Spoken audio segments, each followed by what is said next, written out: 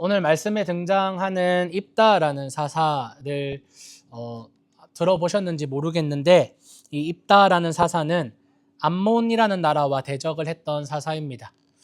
그는 길르앗이라는 사람이 창녀에게서 낳은 사생아였습니다.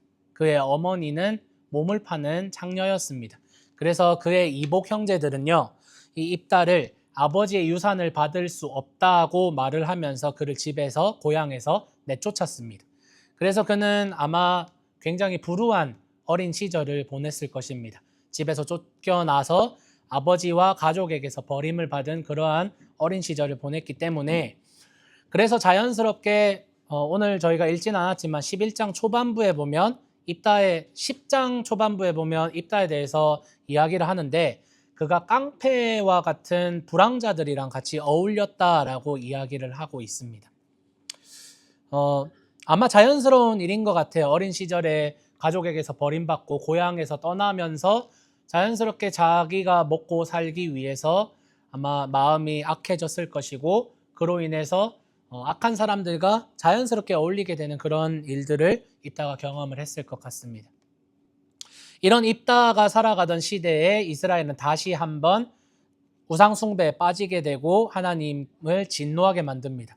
그래서 하나님께서는 요단강 동편에 살고 있었던 암몬이라는 나라를 사용하셔서 이스라엘로 쳐들어오게 하십니다. 그래서 사사기 10장 9절에는 암몬 때문에 이스라엘에 엄청난 어려움이 닥쳤다고 기록을 하고 있습니다. 그런데 이렇게 암몬이 쳐들어오는 상황에서 이스라엘을 다스리는 사사는 지금 현재 공백인 상태입니다.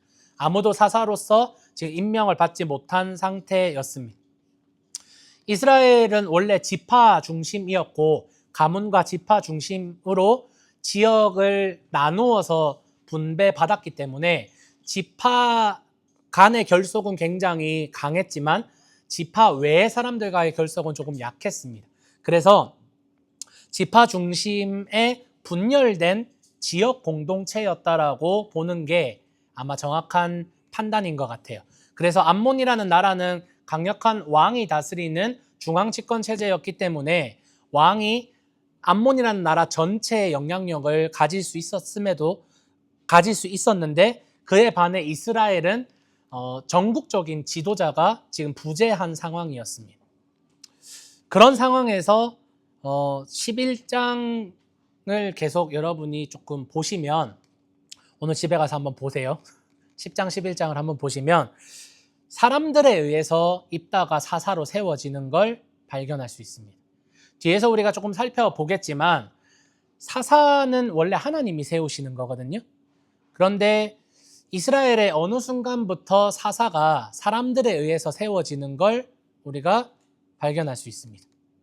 그럼에도 불구하고 하나님께서는 이 입다의 손에 암몬을 넘겨주셔서 전쟁을 승리할 수 있도록 만들어주셨어요. 그래서 오늘 말씀에 의하면 입다는 20곳의 암몬의 도시를 함락시키고 암몬이 이스라엘 앞에서 무릎 꿇도록 전쟁에 승리한 사사가 되었습니다. 그런데 입다가 조금은 경솔한 행동을 합니다. 오늘 말씀 제목, 오두방정이라는 제목을 제가 정했는데, 오두방정 떤다라는 그런 말이 사실은 좋은 말이 아니거든요. 어른들이, 우리 아이들이 막 호들갑 떨고 막 까불 때 오두방정 떨지 마라라고 하는 그런 말이잖아요. 까불거나 경솔하게 행동하지 마라라는 뜻이에요. 그런데 제가 이 입다의 행동을 살펴봤을 때 경솔하고 오두방정 떠는 행동을 하였다라는 생각이 들었어요. 그래서 조금 그런 의미를 담아서 오늘 설교 제목을 정했는데, 입다가 우리 그리스도인들에게 유명한 이유는 탁월하게 전쟁을 승리하였기 때문에 유명한 게 아니라, 사실은 이 경솔한 실수, 오늘 말씀에 등장하는 경솔한 실수로 인해서 입다가 유명해진 거라고 생각이 듭니다. 오늘 말씀 30절, 31절에 우리 한 번 더 읽어보면, 여기도 없나요? 여기 뒤에도 없어요? 네. 30절, 31절 제가 읽어드릴게요. 입다가 여호와께 단단히 약속드린다고 하면서 이렇게 아뢰었다. 주님이 암몬 사람들을 반드시 제 손에 넘겨주실 것입니다. 그래서 내가 암몬 사람들에게서 아무 탈 없이 돌아올 것입니다. 그때 우리 집 문에서 나를 맞이하러 나오는 사람은 여호와의 것이 될 것입니다. 다 태우는 제물로 그를 바치겠습니다. 전쟁에 앞서서 입다가 이렇게 서원, 우리 흔히 서원이라고 말을 하죠. 하나님 앞에서 내가 이러이러한 것을 하겠다라고 하나님께 서원하는 것을 의미하는데 입다가 이렇게 이야기합니다. 암몬 사람들을 제 손에 넘겨주신다면, 이 말은 뭐냐면 만약에 하나님께서 내가 암몬을 이기게 해주시면 자기가 전쟁이 끝나고 집에 돌아왔을 때 자기를 가장 먼저 나와서 환영해주는 사람을 번제물로 바치겠습니다 라고 이야기를 하는 겁니다. 사실 이 입다가 하는 이 서원은요, 오류투성이입니다. 겉으로 보기에는 되게 거룩한 서원인 것 같습니다. 하나님, 이걸 해주시면 제가 하나님께 이걸 바치겠습니다 라는 우리가 흔히 많이 하는 기도이면서 동시에 많이 듣는 그런 서원 기도입니다. 그래서 겉으로 보기에는 하나님께 굉장한 믿음을 가지고 거룩해 보이고 하나님에 대한 그런 깊은 충성이 보여지지만 사실 이 서원은 오류투성이에다가 하나님의 마음을 전혀 살피지 못한 그런 서원이라는 것입니다. 첫 번째 문제는 그가 하나님에게 조건을 달고 있다는 것입니다. 오늘 말씀 새 한글 성경에는 조금 모호하게 번역이 되어 있는데 새 번역 성경에는 30절을 뭐라고 번역을 했냐면 하나님이 암몬 자손을 내 손에 넘겨주신다면 이라고 해석을 했고 영어 버전 ESV에는 뭐라고 해석을 했냐면 If you will give the Ammonite into my hand 라고 하면서 if라는 단어를 넣어놨어요. 그래서 뭐냐면 만약에 if you will give the Ammonite into my hand 하나님이 내 손에 암몬 족속을 주신다면 이라는 조건이 달려있다는 겁니다. 성경에 보면 이런 조건으로 하나님과 딜을 하려고 하는 사람, 유명한 사람이 한 명 있습니다. 그 사람은 바로 야곱입니다. 야곱이 하나님에게서 하나님의 언약을 들은 이후에 내가 아브라함의 하나님, 이삭의 하나님, 그런데 너의 하나님이 될 것이다 라고 야곱에게 말씀을 하셨음에도 불구하고 야곱이 뭐라고 말하냐면 하나님이 나를 안전하게 지키시고 내가 고향을 지금 떠나는데 안전하게 아버지 집으로 다시 돌아오게 되면 그러니까 하나님이 나를 안전하게 지켜주신다면 이라는 조건을 달아서 하나님, 내가 하나님을 섬기겠습니다 라고 이야기를 합니다. 이것은 단순히 하나님이 이렇게 해주시면 내가 이걸 하겠습니다 라는 고백으로 보여지지만 사실은 하나님이 이걸 하셔야만 내가 움직이겠습니다. 즉 하나님이 암몬을 이기도록 하셔야만 내가 우리 집 문에서 나를 환영하는 사람을 하나님께 바치겠습니다 라는 서원을 하는 것입니다. 즉 반대로 생각을 하면 하나님이 이기게 하지 않으시면 나는 하지 않겠습니다 라는 의미가 되는 겁니다. 무게감은 제가 방금 말씀드린 후자에 더 무게감이 더 많이 갑니다. 하나님 해주시면 내가 하겠습니다가 아니라 하나님 해주시지 않으면 나는 움직이지 않겠습니다 라는 심리가 우리 가운데 더 강하다라는 겁니다. 입다는 하나님을 전심으로 신뢰하지 못했던 것 같습니다. 그 이유를 저는 입다가 하나님이 세우신 하나님이 임명하신 사사가 아니라 사람들이 그냥 임명한 사사였기 때문이 아닐까라는 생각을 하고 있습니다. 사사기는 아주 많은 사사들이 등장합니다. 그런데 사사를 세우는 과정을 보면 우리가 사사기를 쭉 살펴보았는데 운니엘부터 시작해서 쭉 보시면 하나님이 그를 구원자로 세우셨다. 하나님이 그를 사사로 세우셨다라는 이런 공통적인 표현들이 등장합니다. 즉 사사는 하나님이 세우셔야만 합니다. 하나님이 세우셔서 하나님이 선택하셔서 세우시는 리더십이 바로 사사였습니다. 그런데 어느 순간부터 사사가 세워지는 과정에 사람이 개입하기 시작합니다. 오늘 우리가 건너뛰었지만 우리가 계속해서 기드온을 살펴봤잖아요. 몇 주 동안. 기드온이 죽고 나서 사사기에 꽤나 중요한 사건이 사사기 9장에 나옵니다. 이 사사기 9장을 살펴볼까 하다가 제가 건너뛰었습니다. 왜냐하면 너무 우울하고 암울한 이야기가 나오기 때문에 제가 건너뛰었습니다. 지금 저희 교회 상황에는 제가 아무리 생각을 해도 전할 수 있는 말씀이 없을 것 같아서 이 시리즈의 보편적인 그런 주제에 조금 벗어나 있어서 사사기 9장은 제가 건너뛰었는데, 그 사사기 9장에 어떤 이야기가 나오냐면 기드온에게 70명의 아들이 있습니다. 와, 아들이 70명입니다. 근데 그 중에서 아비멜렉이라는 사람이 나오는데, 이 아비멜렉이라는 사람이 자신의 형제 68명을 죽여버립니다. 그리고 요담이라는 사람 한 사람, 막내 아들 한 사람만 숨어 있어서 간신히 살아남고 아비멜렉이 자신의 형제 68명을 죽여버립니다. 그리고 스스로 왕이 되는 사건이 일어납니다. 자기가 왕이 되고 싶어. 그리고 그 아비멜렉의 고향인 세겜 사람들의 지지를 얻어서 그가 스스로 왕이 된 겁니다. 오늘 입다를 세우는 과정에서도 우리가 읽진 않았지만 사람들이 먼저 입다를 찾아와서 그를 지도자로 세우게 됩니다.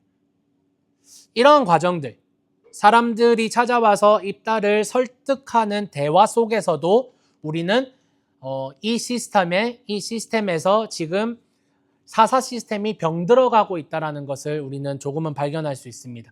그가 이런 말을 합니다. 11장 9절에 이런 말을 하는데, 입다를 설득하러 온 사람들과 하는 대화입니다. 입다가 길르앗의 원로들에게 대답했다. 여러분이 나를 돌아가게 해서 내가 암몬 사람들과 싸우게 하려 하시는군요. 여호와께서 그들을 내 앞에 넘겨주신다면 정말 내가 여러분에게 우두머리가 되겠습니까? 내가 암몬과의 전쟁에서 승리한다면 당신들이 정말 나를 지도자로 인정하겠느냐라는 겁니다. 지금 사람들이 입다를 지도자로 세우는데 입다 또한 그 심리가 내가 너희를 다스리는 지도자가 진짜로 될 수 있냐, 이거에 관심이 있다는 겁니다. 암몬 자손과 싸워서 승리하는 것, 하나님이 주신 사명으로 암몬을 몰아내고 더욱더 중요한 사사의 임무, 우상 숭배하던 이스라엘을 돌이켜서 하나님께 돌아가게 만드는 것, 하나님을 온전히 섬기도록 만드는 사사의 그 본질이 아니라 나를 어린 시절 쫓아냈던, 나를 아버지의 집에서 나를 고향 땅에서 쫓아냈던 그 사람들의 지도자가 내가 되는 것. 내가 그 땅의 지도자로 금이 환영하면서 돌아갈 수 있는 모습. 입다는 그걸 원했던 겁니다. 하나님은 긍휼함과 은혜로 사람들이 택한 입다에게 하나님의 영을 부어주십니다. 하나님은 그런 하나님입니다. 사람들이 억지로 택했지만 하나님의 영을 내리셨습니다. 그런데 하나님의 영이 함께함에도 불구하고 입다는 앞에서 말씀드린 대로 만약에라는 조건을 내밀면서 하나님과 딜을 하려고 하는 겁니다. 아나니아와 삽비라라는 사람을 여러분 아실 겁니다. 사도행전에 등장하는 밭을 판 돈을 일부 숨겼다가 심판을 받은 사람들입니다. 그들은 하나님의 은혜와 구원에 대한 감사가 그들의 관심이 아니었습니다. 그들의 관심은 밭을 판 돈을 복음을 위해 헌금하였던 바나바, 그 바나바가 사도들에게 칭찬받고 사람들에게 인정받는 모습을 보면서 시기를 느꼈습니다. 그러면서 자기들도 밭을 팝니다. 그런데 그 중에 일부를 숨깁니다. 그들은 소유를 팔아서 일부를 숨겨서 돈은 돈대로 지키고 명예는 명예대로 받으려고 하는 그러한 심리를 가졌던 겁니다. 사랑하는 여러분, 우리도 스스로 돌아보아야 합니다.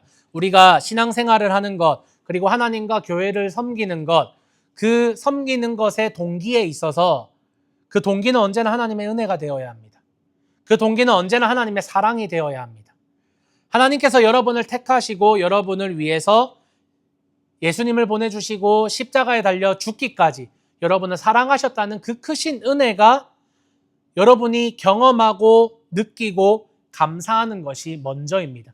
여러분이 교회를 섬긴다면, 여러분이 하나님을 섬긴다면 그 은혜가 모티베이션이 되어야만 하는 겁니다. 그래서 하나님을 섬기는 것은 내가 리더십이 되기 위해서, 내가 주목받기 위해서, 내가 사람들의 인정을 받기 위해서, 나의 이름을 알리고 나의 능력을 자랑하기 위해서, 심지어는 나의 좋은 믿음, 나는 이런 좋은 믿음의 소유자야라는 것을 내가 자랑하기 위해서 섬기는 것이 아니라는 것을 여러분이 기억하셨으면 좋겠습니다. 오직 나의 능력이나 나의 믿음을 자랑하는 것이 아니라 오히려 부족한 나를 사용하시는 하나님의 은혜와 능력을 여러분이 자랑하기 위함임을 기억하시기를 소망합니다. 입다의 서원의 두 번째 오류는요, 목적도 효과도 불분명한 서원이었다는 겁니다. 아무 의미가 없는 서원인 겁니다. 그는 전쟁에서 승리하여서 집에 돌아갔을 때 자기를 환영하는 사람을 번제로, 불로 태우는 번제로 바치겠다는 서원을 합니다. 생각해 보세요. 자기 집에서 나와서 자기를 환영하는 사람은 누굴까요? 지 가족이겠죠. 자기 집에서 나오는데. 저는 아무리 읽어도 입다가 좀 바보 같은 거예요. 그러면 생판 남이 나와서 자기를 환영할까요? 자기 집에서? 만약에 그 집이라는 단어를 그 자신의 마을이나 동네 혹은 도시라고 의역을 하더라도 이건 사실은 너무한 서원이 아닌가라는 생각이 듭니다. 이 서원의 목적은 무엇이었을까요? 그리고 이 서원이 가지고 있는 줄 수 있는 효과는 무엇이었을까요?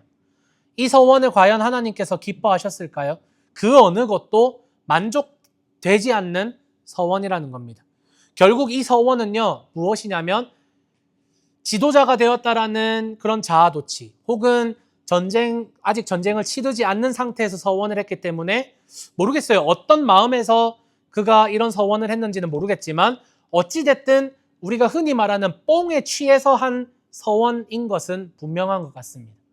제정신으로 한 서원이 아니라고 저는 생각이 듭니다. 아무리 이 말씀을 곱씹어 보아도 정상적인 상태에서 서원을 한 것은 아니라고 생각이 듭니다.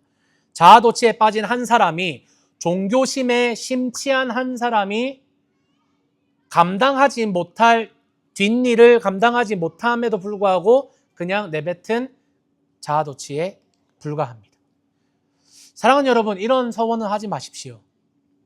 이런 서원 하지 마십시오. 아니, 하지 않아야 합니다. 예를 들어서 오늘 제 설교에 은혜를 받으셔서 주님, 전 재산을 인앤아웃 처치에 바치겠습니다. 하지 마세요. 진짜 하지 마세요. 진짜 하지 마세요. 제 목숨을 하나님께 바치겠습니다. 하지 마세요. 하지 마세요. 그 목숨 그냥 아내에게 바치시고 남편에게 바치시고 우리 자녀들에게 바치세요. 하나님께 바치지 마시고 저희 교회에 바치지 마세요. 마치 그런 겁니다. 우리가 뜨거운 찬양 집회, 뜨거운 부흥 집회에 참석해서 주님, 제가 선교사가 되겠습니다. 주님, 제가 목사가 되겠습니다. 그렇게 감당 안 될 짓을 하다가 여기 있는 게 접니다, 여러분. 그런 자아도취 혹은 그런 감정의 엑스터시에 빠져서 내가 감당하지 못하는 서원을 하는 것, 그것은 하나님이 원치 않는 폭탄 발언이라고 저는 감히 말씀드릴 수 있습니다. 심지어 입다가 한 서원, 그 서원의 대상도 자기 자신이 아닙니다. 타인을 걸고 있습니다. 왜 타인을 걸어요? 타인의 목숨을 왜 지가 걸어요? 하나님께서 승리하게 하신다면 제가 사사로서 평생을 하나님을 위해서 살아가겠습니다. 이런 서원도 아니었어요. 하나님, 제 목숨을 하나님께 바치겠습니다. 혹은 하나님, 내가 사사로서 이 이스라엘의 우상숭배가 다시 재반복되지 않도록 내가 열심히 하나님의 말씀을 전하겠습니다. 이러한 서원도 아니었습니다. 누군지 모르는 어떠한 사람을 걸고 그 사람을 제가 하나님께 바치겠습니다. 라는 이런 뚱딴지 같은 소리를 하고 있다는 겁니다. 사실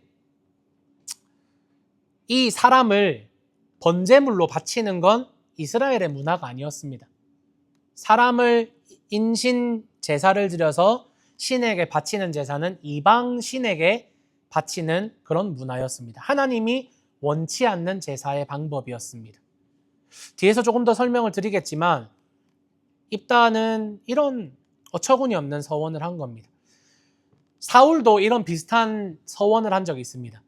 이스라엘의 첫 번째 왕 사울이 전쟁 중에 전쟁이 마음대로 잘 풀리지 않자 이런 서원을 갑자기 폭탄 발언을 합니다.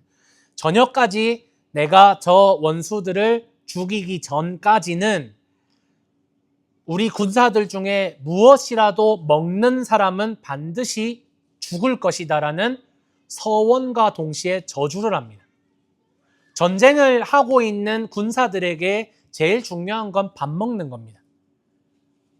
배고프면 전쟁을 할 수 없잖아요. 그런데 왕인 사울이 지 마음대로 전쟁이 풀리지 않자 자, 지금부터 전쟁에 승리할 때까지 밥 먹는 사람 다 죽어 라고 합니다.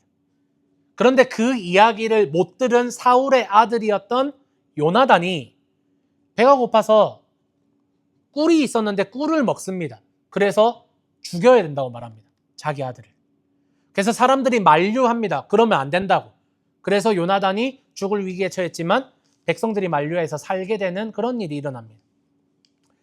우리가 하나님을 위해서 아주 거창한 서원이나 혹은 정말 누가 봐도 위대하고 존경스러울 만한 그런 서원을 하지 않더라도 우리는 종종 이렇게 하나님 앞에서 사람 앞에서 잘못된 서원을 하는 경우가 있습니다. 주로 앞에서 말한 것처럼 조건을 달면서 하나님과 거래하고 딜을 하려고 합니다. 하나님은 나를 위해서 이걸 무조건 해 주셔야 돼. 내가 이걸 걸면 하나님이 분명히 해 주실 거야 라는 이런 이상한 우리의 심리가 있다는 겁니다. 그러나 우리가 하는 조건적인 서원, 내가 하나님이 이걸 해주시면 내가 이걸 하겠습니다. 하나님 이번 위기만, 이번 문제만 해결해 주시면 내가 이만큼의 거액의 헌금을 하겠습니다. 내가 이만큼 교회를 섬기겠습니다. 내가 이만큼 하나님 나라를 위해서 섬기겠습니다. 라는 이런 조건적인 서원의 본질은 하나님께서 해주시면 내가 하겠다라는 것이 아니라 하나님께서 해주시지 않으면 나도 하지 않겠다는 자세입니다. 이것은 나는 언제든지 하나님을 섬길 수 있어요. 그런데 하나님은 그렇지 않잖아요. 라는 이상한 심리입니다. 나는 언제든지 할 수 있다는 교만입니다. 그런데 하나님, 나를 항상 도와주시지 않잖아요. 그러니 하나님 이번에 도와주세요. 나는 하나님이 도와주시든 도와주시지 않든 할 수 있는데 하나님이 도와주시면 내가 움직일게요 라는 불신에서 비롯되는 것입니다. 그래서 이것은 하나님의 은혜를 조건화시키는 고백입니다. 자신의 열심으로 하나님의 은혜와 하나님을 컨트롤하려는 노력입니다. 그래서 인간의 거룩함, 인간의 경건함이라는 표면적인 의도 속에 숨어있는 자기의 의와 자기의 노력에 대한 믿음, 하나님 은혜에 대한 불신이 그 고백 속에 담겨 있는 것입니다. 때로는 나의 존재나 나의 헌신을 걸고 하는 약속이 아니라 입다처럼 타인을 걸고 나의 권위를 넘어서는 서원을 하는 경우도 있습니다. 자녀들을 걸고 종종 서원을 많이 합니다. 하나님, 저런 거 있잖아요. 하나님 저에게 아이를 주시면 이 아이를 하나님께 바치겠습니다. 우리 한나를 너무 좋아해요. 사무엘을 너무 좋아해서 그런 서원을 하는 경우가 있습니다. 어떤 위기 속에서 자녀를 걸고 서원을 하는 경우가 있습니다. 부모님이 많이 하는 잘못 중에 하나입니다. 그런데 이런 잘못을 제일 많이 하는 사람들이 저희 같은 목사들입니다. 목사가 교회 재정이나 성도들을 걸고 서원하는 경우 굉장히 많습니다. 하나님, 부흥시켜 주시면 하나님을 위해서 우리 교회가 헌신하겠습니다. 제가 헌신하는 거 아니잖아요. 여러분이 해야 되는 거잖아요. 근데 성도들을 걸고 목사가 서원하는 경우가 굉장히 많다는 겁니다. 교회 재정까지 걸고. 분명 이런 서원들은 잘못된 겁니다. 나의 권위를 넘어선 서원이기 때문입니다. 결국 입다가 한 서원, 남의 목숨을 가지고 자기가 한 서원은 그 사람의 권위를 넘어서는 서원입니다. 그래서 아무런 의미도 없고 자기에게 아무런 권위도 없는데 이런 의미 없는 서원을 하였고 결국은 그는 감당 못할 결과를 맞이합니다. 그가 집으로 돌아왔을 때 가장 먼저 환영한 사람이 누구였나요? 자신의 딸이었습니다. 그것도 하나밖에 없는, 다른 자식이 아무도 없었습니다. 하나밖에 없는 고명딸, 바로 입다의 딸이 소고를 치면서 아버지의 승리의 소식을 듣고 제일 먼저 달려나오며 환영을 했던 겁니다. 입다는요, 얼마나 마음이 찢어졌을까요? 자신이 내뱉은 그 말이 얼마나 한탄스러웠을까요?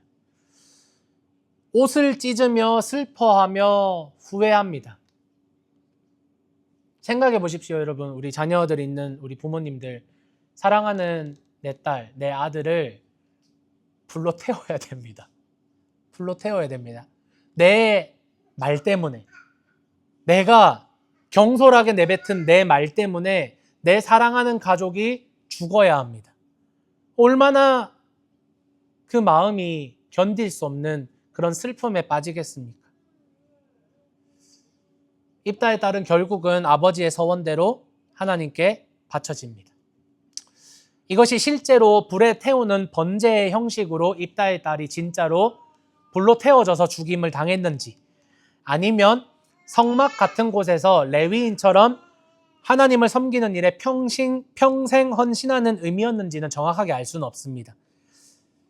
좌우지간 입다의 딸은요, 결혼하지 못한 처녀의 몸으로 하나님께 바쳐졌고 처녀의 몸으로 죽었다고 기록이 되고 있습니다.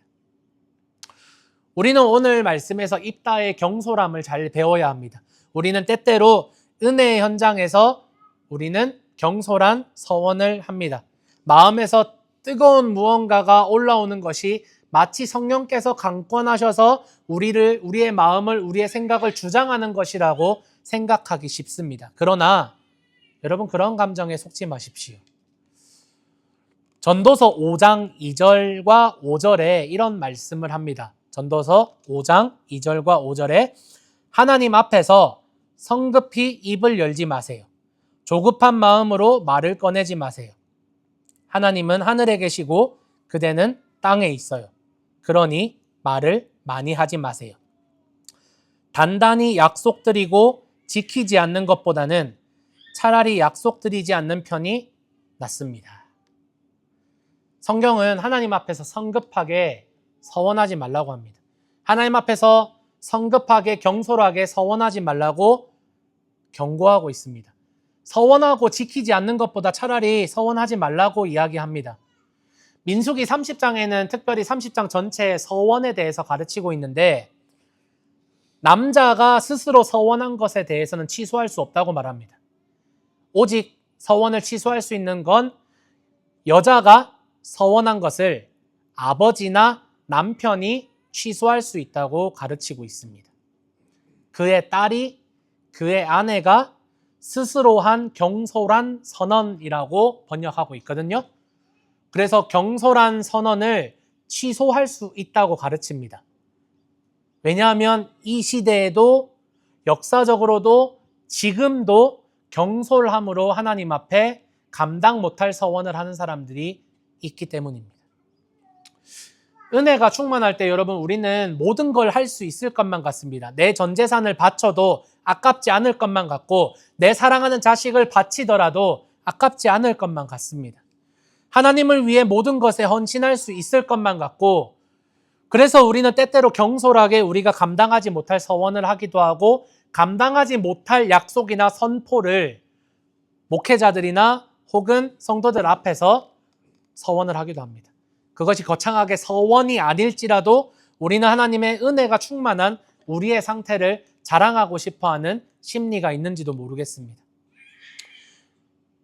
성경에 보면 바리새인들이 나옵니다. 바리새인들은 사람들이 가장 많은 길목에서 손을 들고 거룩한 척 기도하였습니다. 예수님은 바리새인들의 이런 모습을 외식이라고 비판하였습니다. 외식이 무엇이냐면, 내면의 알맹이는 아무것도 없으면서 겉모습만 거룩한 척, 경건한 척, 믿음 좋은 척 치장하는 것을 외식이라고 이야기합니다. 마치 입다의 내면에는 하나님을 향한 사랑, 하나님 은혜에 대한 믿음과 감사라는 이 알맹이나 아무것도 없으면서 지도자로 세워지고 교만해져서 하나님께 마치 선심 쓰듯이 서원하는 모습이 바로 바리새인들이 외식하는 모습과 동일하다라는 겁니다. 우리에게도 이런 외식하는 모습이 있는 것 같습니다. 너무 성급하게 나의 상황을 하나님의 은혜로 해석하여서 자랑하는 것. 하나님의 은혜를 자랑하는 것은 너무나도 좋은 일이지만 그것을 너무 성급하게 하나님의 은혜로 치부했다가 그 일이 진행되면 진행될수록 나에게 손해가 되고 잘못되었을 때 어제까지는 하나님의 은혜라고 자랑했는데 갑자기 오늘부터는 화를 내고 좌절하고 시험에 빠지는 일을 그런 사람들을 자주 목격하는 것을 경험합니다. 이런 분이 있었습니다. 사업 자금을 혼자 되는 것이 어려워서 함께할 동역자를 계속 구하고 기도했던 분이 있었습니다. 그러다 오랫동안 찾다가 동업자를 마침내 구했습니다. 그래서 하나님의 은혜라고 막 사람들에게 이야기하면서 떡을 돌리고 자신의 집에 초대해서 근사한 디너 파티를 했습니다. 그래서 이제 사업을 시작하였습니다. 그런데 얼마 지나지 않아서 동업자와 이 사업에 대한 그런 뷰가 달라서 크게 다투고 많은 돈을 손해보고 그 사업에서 빠지게 되었습니다. 그 프로젝트가 중단되게 되었습니다. 그분이 어땠을까요? 그렇게 동업자랑 싸우고 사업이 이제 갈라지게 됐을 때 여전히 하나님의 은혜를 고백했을까요? 그렇지 않아요. 그 사람을 욕하고 화를 내고 원망하고 하나님 왜 나에게 이런 어려움을 주느냐고 그렇게 원망하더라고요. 어제까지는 은혜였는데 그 똑같은 사건이 오늘은 원망이 되는 이러한 아이러니가 우리 삶 가운데 벌어진다는 겁니다. 하나님으로서는 이런 우리의 태도를 볼 때 얼마나 어리둥절하시겠습니까? 얼마나 어리둥절하시겠어요?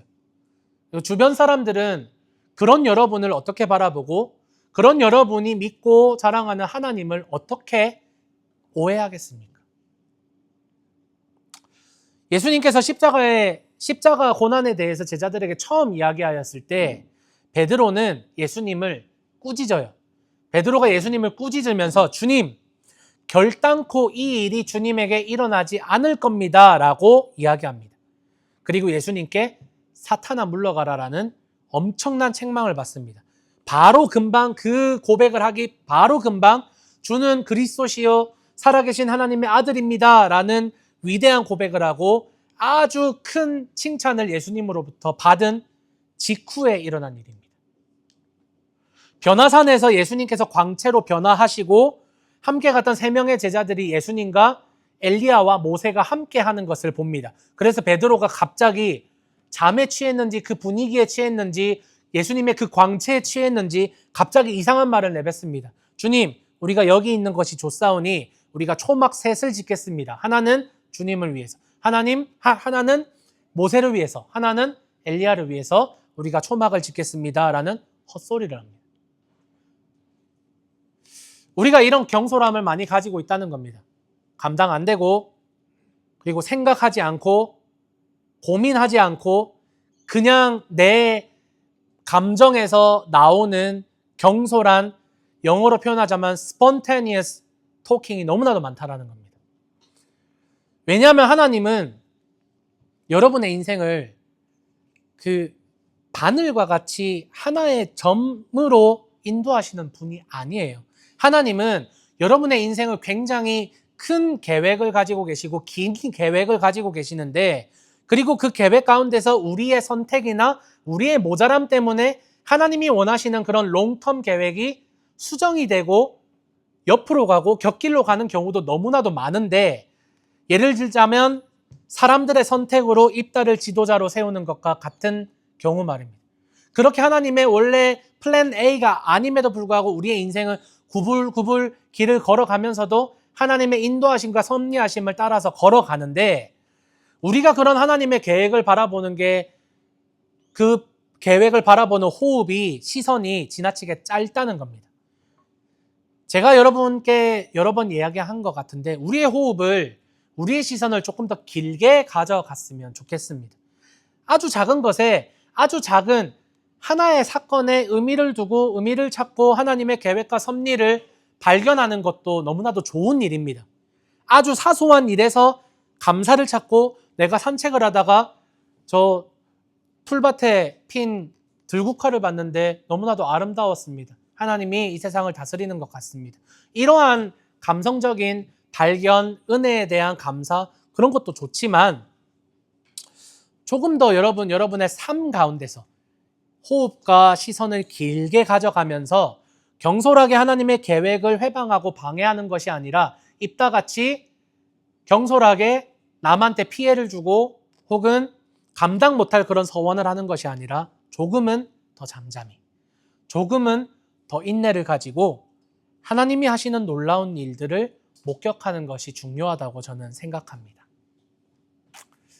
여리고성은 7일째에 무너졌습니다. 6일 동안은 아무 일도 일어나지 않았습니다.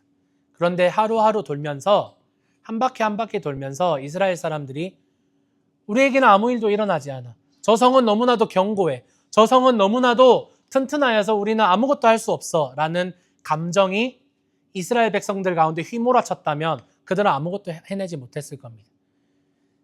7일 만에 여리고성은 무너졌습니다.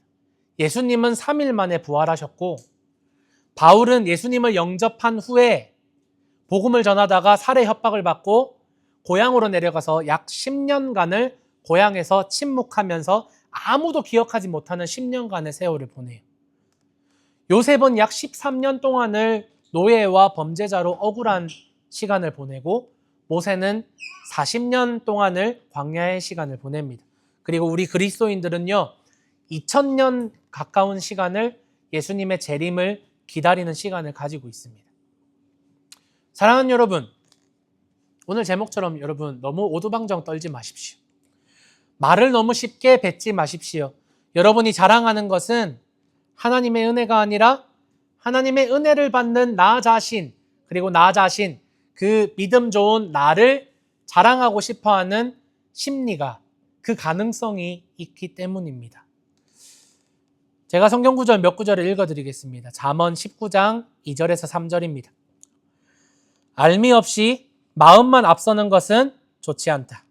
발걸음이 급한 사람은 헛디디거든. 사람이 미련해서 자기 길을 꼬이게 해놓고는 마음속으로 여호와한테 화를 낸다. 잠언 17장 27절 28절. 알미 있는 사람은 말을 아끼고 깨우침 얻은 사람은 성품이 차분하다. 미련하더라도 잠자코 있으면 지혜로운 사람으로 여겨지고 입 다물고 있으면 분별력 있는 사람으로 여겨진다. 전도서 7장 8절 9절. 일을 끝낼 때가 시작할 때보다 낫고 꾸준한 마음가짐이 뽐내는 마음가짐보다 낫다. 성급하게 기분 나빠하지 마라. 울분은 어리석은 사람의 품에 머물러 있다. 저는 이 전도서 말씀이 너무나도 울림이 있습니다. 일을 끝낼 때가 시작할 때보다 낫다.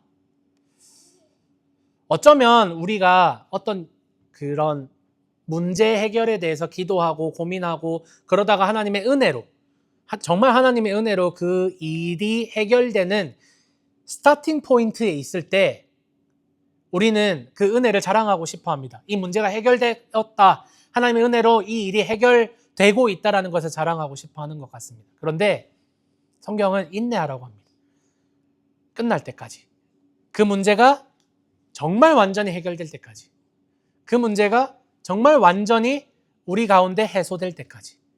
그 문제의 해결이 시작되는 시점에 우리가 은혜를 자랑하다가 그게 은혜가 아니었을 때, 아까 예화로 말씀드린 것처럼 동업자를 찾았는데 결국 나중에는 동업자랑 헤어지는 이런 결말 가운데 처음에 그 일이 해결되는 시작점에서 내가 하나님의 은혜를 자랑했다가 나중에는 내 마음이 변해서 이건 은혜가 아니라 원망하고 화를 내는 그러한 경솔함, 그러한 부족함을 보이는 것이 아니라 늘 여러분 겸손하시고 견디시고